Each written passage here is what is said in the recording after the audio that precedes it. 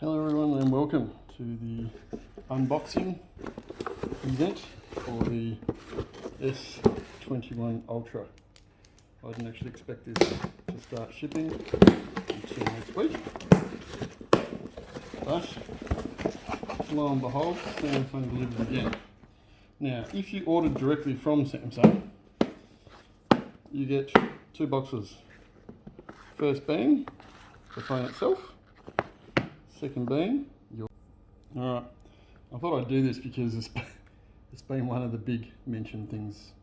I've just pulled my SIM card out of my phone. I'm now going to slide it. Now, with the S20 Ultra, the SIM slot was actually on the top. You don't have that now. It looks like you've actually got two sets of microphones in the top of the S21. The S21 Ultra, the SIM slot is at the bottom. Also an extra microphone array. Be careful not to push your SIM pin into the microphone array. It's something I have done before. Doesn't make for a great experiment. In fact, after I did it, my Google Assistant didn't work very well anymore. So pulling out of that tray now, and you can see there that there is only room on one side of that for a SIM card. As I say, goodbye micro SD. The memory that you get with the phone is the memory that you get with the phone, which is both yes and no to disappointing. Personally, I've never used all that memory, right? But I'm sure that others might have. Powering on the phone, that was probably about a 4-second hold. Right. Samsung Galaxy, so no note of the model number there, just Samsung Galaxy. Is secured by Knox as usual and powered by Android. Alright.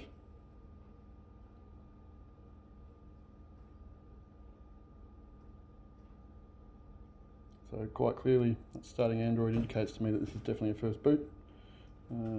Let's get started there. All the usual fun stuff to go through. Screen for me is as any other screen, is no different there. I'll just quickly type in my details. And then once you're on the Wi-Fi there, we're straight into checking, getting your phone ready, checking if there's updates. So the phone for me, this is for everyone or not, came with 55% charge, which is very nice. Very helpful. I'm not in the 5G zone. I live actually one tower hop away from a 5G zone, so I'm just stuck on the 4G there, but on the Wi-Fi we've got voice over LTE, as you can see. And then I'm going to start that process of copying the apps and data.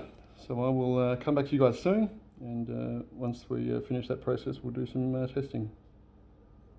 The biggest thing missing here for me, which frustrates me greatly, is a what I call a condom cover, which is a clear cover that goes around the phone.